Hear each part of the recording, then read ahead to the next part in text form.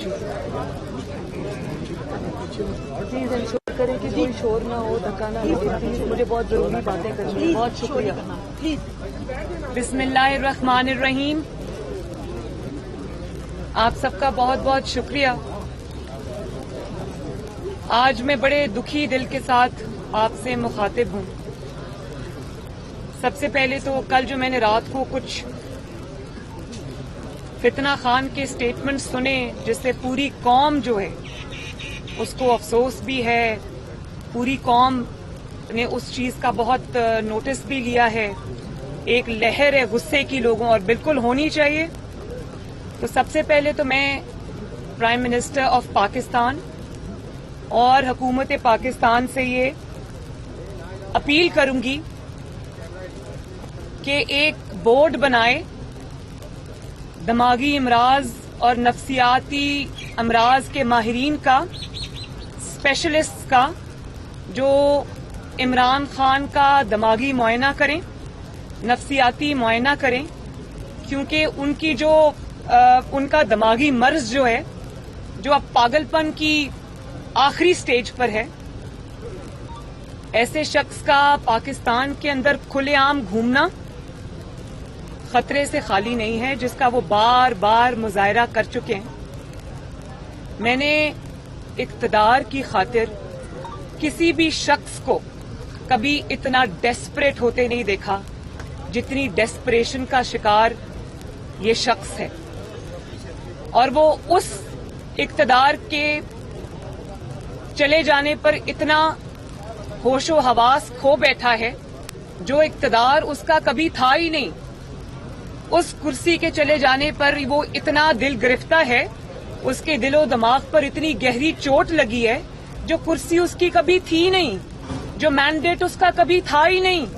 وہ مینڈیٹ اس نے جو عوام سے چھینا تھا، وہی مینڈیٹ، اور اس نے غیر آئینی اور غیر قانونی اور غیر سیاسی طریقے سے وہ مینڈیٹ عوام سے چھینا تھا.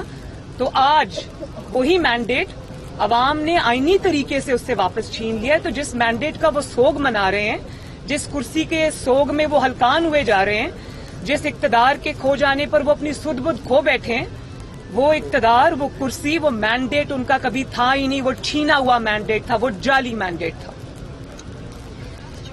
اور یہ پہلا شخص ہے جو اقتدار کے پہلے 30 دنوں میں بری طرح ناکام ہوا، اور اقتدار سے نکل جانے کے بعد، اپوزیشن میں آنے کے بعد بھی یہ پہلا شخص ہے جو بری طرح 30 دن میں بے نقاب ہوا اور ناکام ہوا. اور اس ناکامی کا جو بدلہ ہے، آج وہ ریاست پاکستان سے لینے پر تلا بیٹھا ہے. اس ناکامی کا ملبہ وہ آج ہمارے ملک، میرے ملک، آپ کے ملک پاکستان پر ڈالنے کو تیار ہے. سب سے پہلے اس نے کہا کہ یہ ملک 3 ٹکڑے میں، خدا نخواستہ 3 ٹکڑوں میں بٹ جائے گا. تو میں یہ سوال کرنا چاہتی ہوں کہ کبھی آپ یہ سٹیٹمنٹ دیتے ہیں کہ کشمیر کے 3 حصے ہونے چاہیے، کبھی آپ یہ کہتے ہیں، آپ کے منہ میں خاک کہ آپ یہ کہتے ہیں کہ اس ملک کے اللہ نہ کرے میرے ملک کے پاکستان کے 3 ٹکڑے ہو جائیں گے. تو پہلے تو میں آپ سے یہ پوچھتی ہوں کہ یہ جو 3 ٹکڑوں والا تھیوری آپ لے کر پھر رہے ہیں، یہ آپ کو کس نے دی ہے؟ یہ کس کا ایجنڈا ہے؟ کیا یہ زیک گولڈ سمتھ کا ایجنڈا ہے، یا جس ملک سے وہ بلانگ کرتا ہے اسرائیل، یہ اس کا ایجنڈا ہے؟ آج میں یہ کہنے پہ مجبور ہو گئی، میں سازشی تھیوریز پہ بلیو نہیں کرتی، لیکن پہلے کشمیر کے 3 ٹکڑوں کا ایک شوشہ چھوڑا، اور آج کہہ رہے ہیں کہ خدا نخواستہ پاکستان کے 3 ٹکڑے ہو جائیں گے. آپ کو یہ بھی پتا ہے کہ پاکستان کو کتنی قربانیاں دے کر لوگوں نے آزاد کرایا تھا. آج آپ نے ان سب قربانیوں کی توہین کی ہے.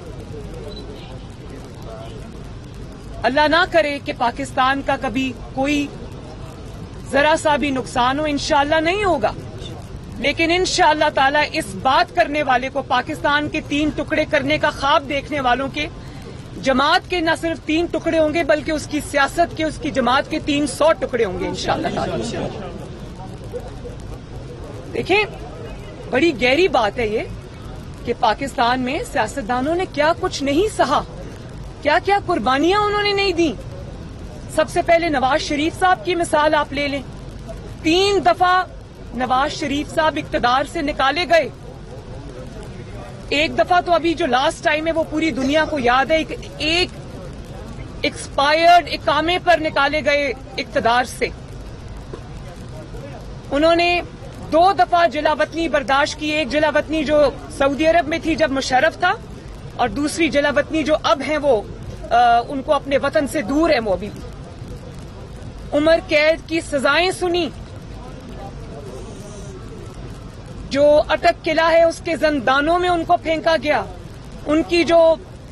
ان کے ہاتھوں میں ہتھکڑی ڈال کر, ایک الیکٹڈ پرائم منسٹر کے ہاتھوں میں ہتھکڑی ڈال کر اس کے ہاتھوں کو جہاز کی سیٹ سے باندھا گیا.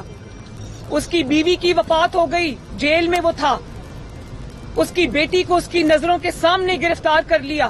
اس کی بیٹی کو ڈیتھ سیل میں پھینکا. اس کی ماں کی وفات ہو گئی, ابھی وہ دیار غیر میں تھا. لیکن ہر چیز کے اوپر نواز شریف کی ہر ظلم کو سہ کر ایک ہی آواز آئی, اور وہ آواز تھی پاکستان زندہ باد.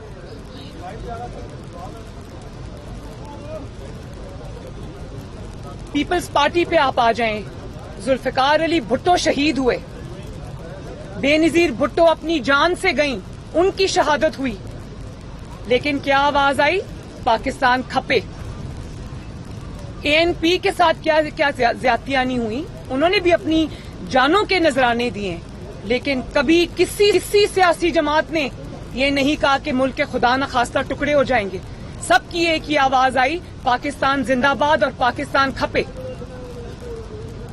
آپ کی منطق کیا ہے کہ میرا اقتدار ہو تو پاکستان زندہ باد, میرا اقتدار نہ ہو تو خدا نخواستہ پاکستان کے 3 ٹکڑے ہو جائیں. میرا اقتدار ہو تو پاکستان کھپے, میرا اقتدار نہ ہو تو خدا نخواستہ پاکستان نہ کھپے. یہ ہے آپ کی سیاست. تف ہے آپ پر. آپ کی ہمت کیسے ہوئی پاکستان کے بارے میں یہ بات کرنے کی؟ اور پاکستان جو ہے اس کے لیے اتنی قربانیاں دی ہیں لوگوں نے, سیاستدانوں نے. جلا وطنیاں برداشت کی ہیں, پھانسیاں برداشت کی ہیں, عمر قید برداشت کی ہے, اپنے پیاروں کی موت برداشت کی ہے. ان کی کھالیں ادھیڑی گئیں, ان کو زندانوں میں پھینکا گیا, ان کی چمڑیاں ادھیڑی گئیں, ان کے سامنے ان کے بچوں کو گرفتار کیا گیا. لیکن کیا آواز آئی؟ پاکستان زندہ باد. کیونکہ وہ جدوجہد جو تھی وہ پاکستان کے لیے تھی, اپنی ذات کے لیے, اپنی کرسی کے لیے نہیں تھی. اور ابھی تو عمران خان صاحب کو تو ہاتھ ہی نہیں لگے. وہ پرائم منسٹر ہاؤس سے سیدھا اپنا سامان اٹھا کر بنی گالا پہنچ گئے. ان کو تو کسی نے کچھ کہا ہی نہیں ہے. اور ابھی جس کو اپنے آپ کو جو انقلابی لیڈر, جہادی لیڈر کہہ رہا تھا, وہ اب ضمانتی لیڈر ہے. ابھی مجھے کورٹ میں اطلاع ملی ہے کہ ان کو راہداری ضمانت مل گئی ہے. جو شخص اتنا ڈرپوک آدمی ہے کہ رانا ثناء اللہ کے ڈر سے وہ کب سے پشاور کے بنکر میں چھپ کے بیٹھا ہوا ہے, ایسے انسان کو اپنے آپ کو لیڈر کہتے ہوئے بھی شرم آنی چاہیے کہ مجھے راہداری کی ضمانت ملے گی کہ مجھے کوئی گرفتار نہیں کرے گا تو تب میں آؤں گا, ورنہ میں پشاور میں چھپ کے بیٹھا ہوں. پشاور کے وزیر اعلیٰ ہاؤس میں عوام کا خون چوس رہا ہوں, عوام کے وسائل پر, خیبر پختونخوا کی حکومت کے وسائل پر جوک بن کے بیٹھا ہے. یہ ہوتے ہیں لیڈر. لیڈر عوام کو جوڑتے ہیں, توڑتے نہیں ہیں. لیڈر ملک کو جوڑتے ہیں, توڑنے کی باتیں نہیں کرتے. اور پھر آپ نے کہا کہ جو پاکستان کا ایٹامک پروگرام ہے, ایٹمی پروگرام ہے, اس کو ڈی نیوکلرائز کرنے کی بات کی, اس کے رول بیک کی بات کی. اور یہ میں آپ کو بتا دوں کہ یہ بات انہوں نے آج پہلی مرتبہ نہیں کی. یہ انہوں نے اقتدار میں رہتے ہوئے 21 جون 2021 میں کو پرائم منسٹر ہاؤس میں HBO کے جو نمائندہ تھا جوناتھن, اس کو انٹرویو دیتے ہوئے کہی کہ میں سمجھتا ہوں کہ پاکستان کو ایٹامک پروگرام کی ضرورت نہیں ہے. اور آج جب آپ کا اقتدار چلا گیا تو آپ نے ڈی نیوکلرائزیشن کی باتیں شروع کر دی. بھئی سب سے پہلے تو مجھے یہ بتائیں کہ عمران خان کا کیا حق ہے کہ وہ پاکستان کے ایٹامک پروگرام کی بات کرے؟ اس کی کیا کنٹریبیوشن ہے اس ایٹامک پروگرام کے اندر؟ جب وہ एटॉमिक प्रोग्राम का, पाकिस्तान को एटमी ताकत बनाने का ख्वाब जुल्फिकार अली भुट्टो ने देखा था। जब उन्होंने वो इरादा किया तो इमरान खान बैरून मुल्क अयाशी कर रहा था, और उसके बाद जब नवाज शरीफ ने 98 में वो धमाके किए और पाकिस्तान को रहती दुनिया तक अल्लाह ताला के फजलो करम से एटॉमिक पावर बना दिया, एटमी ताकत बना दिया, तो तब भी इमरान खान बैरून मुल्क अयाशी कर रहा था। अचानक एक दिन सो के उठे होंगे बरतानिया में तो पता चला होगा कि पाकिस्तान जो है वो एटमी ताकत बन गया है।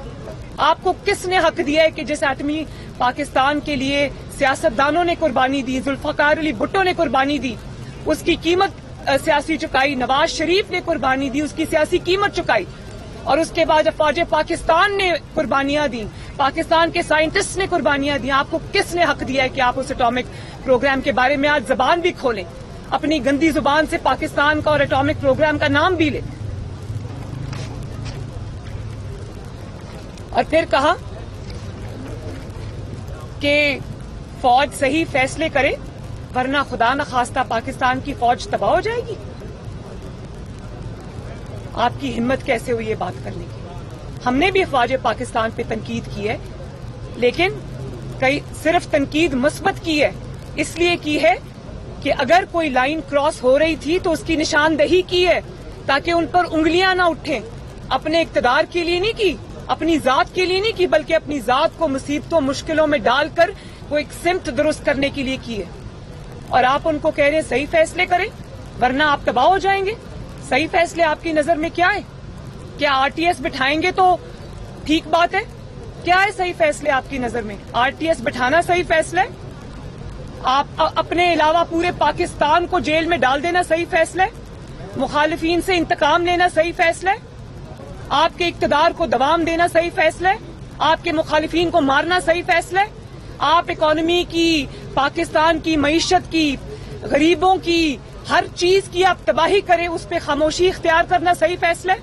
आप पाकिस्तान को पूरी दुनिया के ममालिक से लड़ा दें अपनी बेवकूफियों की वजह से और अपनी नालायकी की वजह से, और उस पर चुप साध लेना सही फैसला है? या अगले इलेक्शन की जो आप धांधली का प्रोग्राम बना रहे थे और उस पे जो आपने इदारे पे जो खतरनाक हमले किए उस पे चुप साध लेना सही फैसला है? और वो आइन का साथ दे रहे हैं तो वो गलत फैसला है, इमरान खान का साथ दें तो वो सही फैसला है?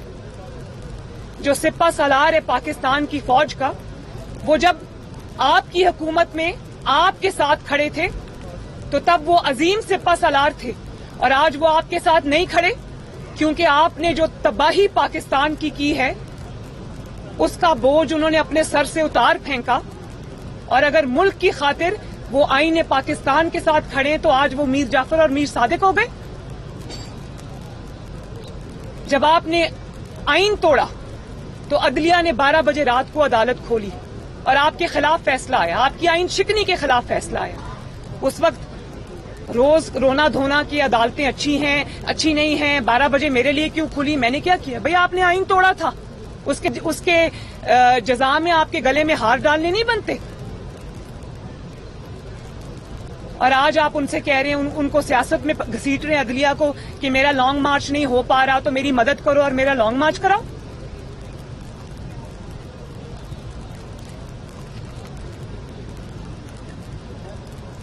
मैं आपको ये कह देना चाहती हूं कि पाकिस्तान की अफवाज, पाकिस्तान के आइन की, पाकिस्तान की सरहदों की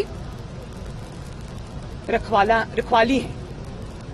और अगर आपने अपनी गंदी सियासत की खातिर, अपनी कुर्सी की हवस की खातिर अगर आपने उनको सियासत में घसीटने की कोशिश की या आपने उन पर अटैक किया तो आपको सबसे पहले इन मुहिब्बे वतन पाकिस्तानियों से निपटना होगा।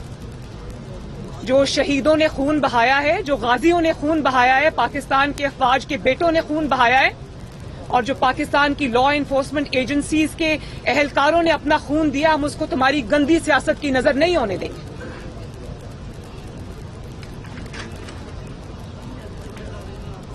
तुम और इस सब में इमरान खान के साथ शामिल है एक चैनल जिसका नाम ARY है, جس نے عمران کی گندی سیاست کو، اداروں پر حملے کو، پاکستان پر حملے کو جس نے سپورٹ کیا، جس نے اس انتشار میں اس کا ساتھ دیا، جس نے اس فتنہ پھیلانے میں اس کا ساتھ دیا، جس کے اینکرز اوپر سے لے کر نیچے تک سوائے ایک یا دو کے انہوں نے سیدھے حملے کیے ہیں اداروں کے اوپر، وہ ARY چینل بھی اتنا رسپانسبل ہے جتنا رسپانسبل عمران خان ہے. تو پاکستان کو اپنی صفوں میں کھڑے دشمنوں کو پہچاننا چاہیے. اور آپ کے فتنے سے بچا کون ہے؟ مجھے صرف آپ یہ بات بتائیں کہ کوئی ایک ایسا شخص مجھے بتا دے جس کے ساتھ عمران خان نے وفا کی ہو، جس کے ساتھ عمران خان نے کوئی تعلق نبھایا ہو، جس کو عمران خان نے دھوکہ نہ دیا ہو. آپ ان کے والدین سے شروع ہو جائیں، ان کی بیویوں سے شروع ہو جائیں، ان کے بچوں سے شروع ہو جائیں، ان کے دوستوں سے شروع ہو جائیں، ان کے محسنوں سے شروع ہو جائیں، اسٹیبلشمنٹ سے شروع ہو جائیں، عدلیہ سے شروع ہو جائیں. ان کے کارکنوں پر بات آئے گی. کارکنوں کو بھی دھوکہ دے کر چلے گئے، اپنی پارٹی کو دھوکہ دے کر چلے گئے. وہ انتظار کرتے رہے یہ بنی گالہ گرفتاری کے ڈر سے اور رانا ثناءاللہ کے ڈر سے واپس بھاگ گئے. یہ کیسا انقلاب تھا جو رانا ثناءاللہ کے ڈر سے گھروں سے نکلا ہی نہیں، دبک کے بیٹھا رہا. خوشی ہے مجھے کہ عوام نے اس فتنے اور فساد اور انتشار کو پہچان لیا. کوئی ایسا شخص ہے دنیا میں ایسا شخص نہیں ہوگا جو آپ کے دھوکے سے محفوظ ہوگا، جس کو آپ نے دھوکہ نہیں دیا. 35 پنکچر سے آپ شروع ہو جائیں، 1 کروڑ نوکریوں کی بات ہوگی، 50 لاکھ گھروں کی بات ہوگی، 3 دن میں، 9 دن میں، 12 دن میں، 3 سال میں پاکستان میں تبدیلی لانے کی بات ہوگی. Long march, field long march کی بات ہوگی کہ میرا جہاد ہے، میں نکل رہا ہوں. وہ لوگوں نے دیکھا وہ جہاد ہیلی کاپٹر میں لٹکا ہوا تھا اتنی دیر. تو کون ہے جو آپ کے دھوکے سے، آپ کے شر سے بچائے پاکستان کے اندر؟ کوئی نہیں ہے. اور اب آپ نے اپنی توپوں کا رخ جو ہے وہ پاکستان کی طرف کر لیا، پاکستان کے ایٹامک پروگرام کی طرف کر لیا، پاکستان کی جو ہے وہ سالمیت کی طرف کر لیا، پاکستان کی افواج کے اوپر اور پاکستان کے اداروں کے اوپر کر لیا. کل پڑھیں ذرا جو ڈسینٹ نوٹ آیا ہے جسٹس یحییٰ آفریدی کا. انہوں نے آپ کا کچا چٹھا کھول کے رکھ دیا اور انہوں نے بہت سارے لوگوں کو آئینہ دکھایا ہے. وہ آپ کے خلاف وہ ڈسینٹ نوٹ نہیں ہے، وہ آپ کے خلاف چارج شیٹ ہے کہ ہاں آپ نے عدالت عظمیٰ کی حکم عدولی کی، آپ نے اس کے آرڈرز کی وائلیشن کی. آپ خود جانتے بوجھتے آپ ڈی چوک میں اپنے کارکنوں کو سپریم کورٹ کے منع کرنے کے باوجود ڈی چوک میں اپنے کارکنوں کو پہنچنے کی ہدایات دیتے رہے مسلسل. میڈیا پہ سب دکھائے، اس کے لیے کسی ثبوت کی ضرورت نہیں ہے. جسٹس یحییٰ آفریدی نے کہا کہ ثبوت ایمپل ایویڈنس موجود ہے کہ یہ سارا شر آپ کا پھیلایا ہوا ہے. اور میں نے کبھی نہیں دیکھا کہ کسی نے اپنی ذہنی بیمار نے کسی نے اپنا بدلہ جو ہے وہ اس طرح سے آگ لگا کر لیا ہو، پاکستان کو آگ لگا کر لیا ہو کہ میری حکومت نہیں ہے تو میرا گھر جل جائے گا، پاکستان کو آگ لگ جائے گی، اللہ نہ کرے. میں نے کبھی نہیں دیکھا کہ کسی سیاسی جماعت نے یہ درخت جلائے ہوں، کسی نے گرین بیلٹس کو آگ لگائی ہو. اتنی تکلیف ہے آپ کو اقتدار کھو جانے کی. تو ہم نے تو کئی دفعہ اقتدار کھویا، اللہ تعالیٰ کے عوام نے پھر اقتدار دیا. آپ کی کیا سیاسی جدوجہد ہے؟ آپ کو تو پتہ ہی نہیں سیاست کہتے کس کو ہے، جدوجہد کہتے کس کو ہے. آپ کی ساری سیاست تخریب کاری ہے اور اس تخریب کاری کا راستہ پوری قوم کو مل کر روکنا ہوگا، ورنہ یہ تخریب کاری پاکستان کو خدا نخواستہ خراب اور تباہ اور برباد کر کے رکھ دے گی. جو شخص اقتدار میں رہتے ہوئے پاکستان کی تباہی تھا، بربادی تھا، اور اچانک آج ان کو یاد آ گیا، 4 سال کے بعد نیند کھل گئی، 4 سال کے بعد اچانک ہوش آ گیا کہ جی ڈالر اوپر چلا گیا ہے، آلو پیاز ٹماٹر کے ریٹ بڑھ گئے ہیں. یہ وہی شخص ہے جس کے پاس اقتدار تھا، کرسی تھی، طاقت تھی، 1 پیج کی طاقت تھی، ہر ادارہ اس کے ساتھ کھڑا تھا.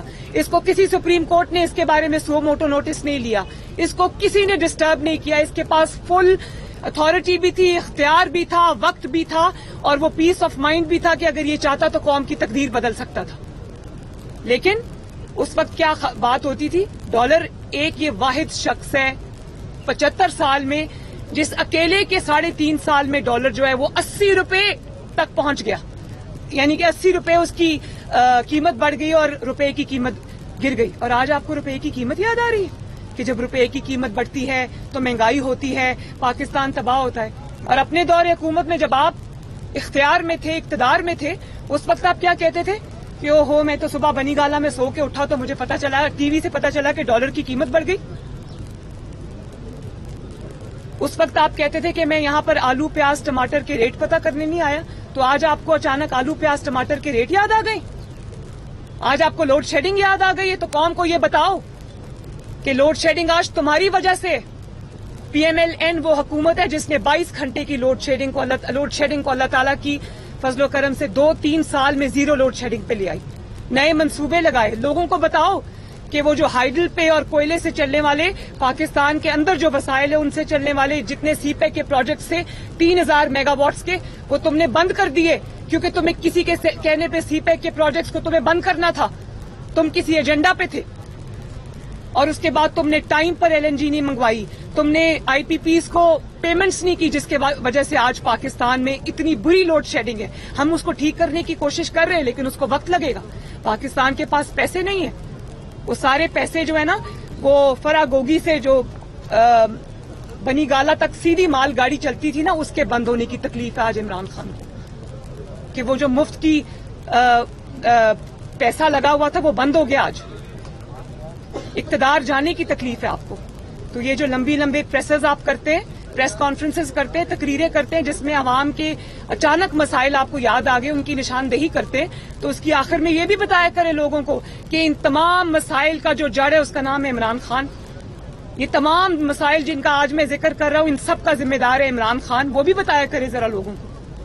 تو میں میڈیا سے یہ گزارش کرتی ہوں کہ یہ اب اسٹیبلش اگر چیز ہو گئی ہے کہ یہ شخص فتنہ چاہتا ہے، شر پھیلانا چاہتا ہے، اگر یہ شخص فساد چاہتا ہے، انتشار چاہتا ہے، اس کے اپنے بچے تو باہر بیٹھے ہوئے، لوگوں کے بچے مروا رہے، اپنے بچے باہر بیٹھے ہوئے. یا تو کہو لوگوں کو کہتا ہے تمہارے بچے باہر ہیں، اس کے اپنے بچے باہر بیٹھے ہوئے ہیں. مجھے یہ بتاؤ کہ لوگوں کے بچے باہر ہیں تو اس کے بچے کیا فیصل آباد میں یا میاں والی میں فصلیں لگا رہے ہیں؟ اس کے لوگوں کے بچے مر رہے ہیں. لوگوں کو یہ فساد کے نام پر جہاد کا سبق دے رہا ہے اور اپنے بچے باہر بٹھا کے رکھے ہوئے ہیں. لوگوں کے بچے فالتو آئے ہوئے، عوام کے بچے ان کے کوئی ماں باپ نہیں ہیں، ان کے کوئی رشتہ دار نہیں ہیں. میں تو نواز شریف کی بیٹی ہوں، میں ڈیتھ سیل میں رہ کے آئی ہوں، میں اڈیالہ جیل میں رہ کے آئی ہوں. میں نے 5 سال عمران کے اقتدار کا اس کے انتقام کا سامنا کیا. لاؤ اپنے بچے ذرا. تمہیں تو ابھی ہاتھ بھی نہیں لگے، ابھی تو قانون حرکت میں نہیں آیا تمہارے، تم تو ابھی تک لاڈلے ہو. تو میں میڈیا سے بھی یہ گزارش کروں گی کہ خدارا ایک ذہنی مریض، نفسیاتی مریض کے جو تقریریں ہیں، پاکستانی قوم کو جو ڈیوائیڈ کرنے کی کوشش ہے، اینارکی پھیلانے کی کوشش ہے، انتشار پھیلانے کی کوشش ہے، فتنہ پھیلانے کی کوشش ہے، برائے مہربانی ان تقریروں کو دکھانے سے اجتناب کریں. اور پھر میں پاکستان کے تمام دانشوروں کو، اوپینین میکرز کو، اوپینین لیڈرز کو، خواتین کو، حضرات کو، انٹلیکچوئلز کو، پاکستان کے اسٹوڈنٹس کو یہ بات آج کہنا چاہتی ہوں، اسپیشلی پاکستان کی ینگر جنریشن کو، چاہے وہ تحریک انصاف کے سپورٹرز ہوں یا وہ کسی بھی سیاسی جماعت کے سپورٹرز ہوں. میرے ساتھ کھڑے مت ہوں، کسی سیاسی جماعت کے ساتھ کھڑے مت ہوں. خدارا پاکستان کے ساتھ کھڑے ہو جائیں. بھلے میری سپورٹ نہ کریں، گورنمنٹ کی سپورٹ نہ کریں، پاکستان کے لیے کھڑے ہو جائیں. یہ موقع ہے کہ ہم سب کو اپنے ملک کو بچانا ہے اس فتنے سے، اس شر سے.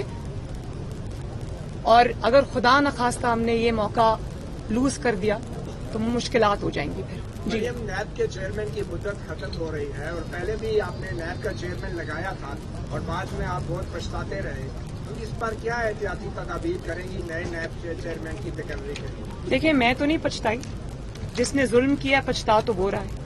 آج ان کو اپنی فیس سیونگ کی فکر ہے، ان کو سیف ایگزٹ کی فکر ہے. مجھے تو کوئی فکر نہیں، میں تو آپ کے سامنے کھڑی ہوں. مجھے کوئی فکر نہیں ہے، مجھے کوئی پچھتاوا نہیں ہے.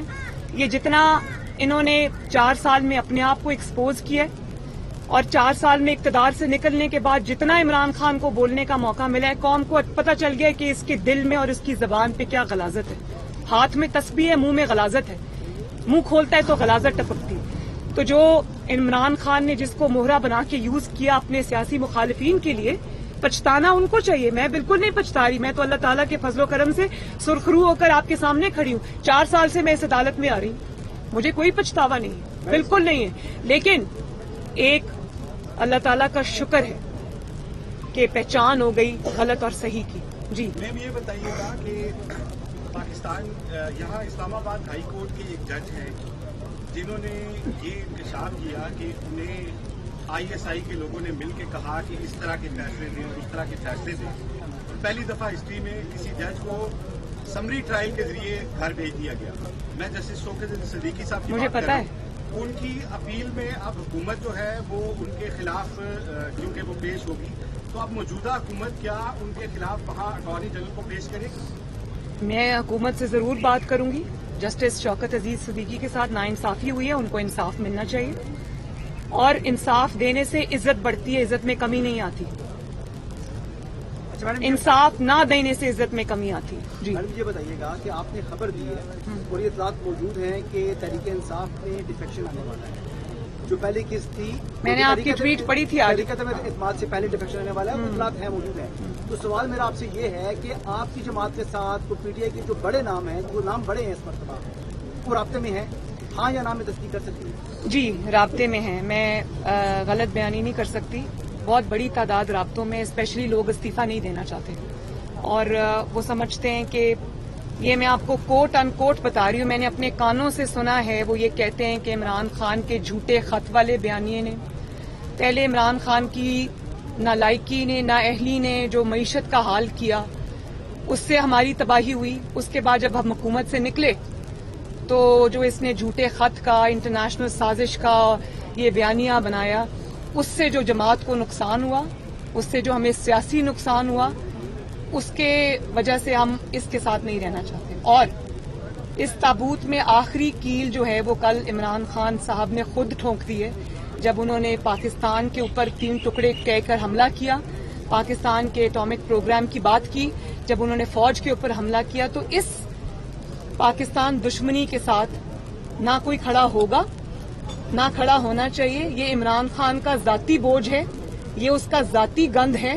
اس کو کسی کو بھی، چاہے وہ تحریک انصاف ہی کیوں نہ ہو، اپنے سر پہ نہیں اٹھانا چاہیے. اس سے کنارہ کشی اختیار کرنی چاہیے، اس کو چھوڑنا چاہیے، بلکہ اس قسم کی سیاست کو ہمیشہ کے لیے خیر آباد کہنا چاہیے.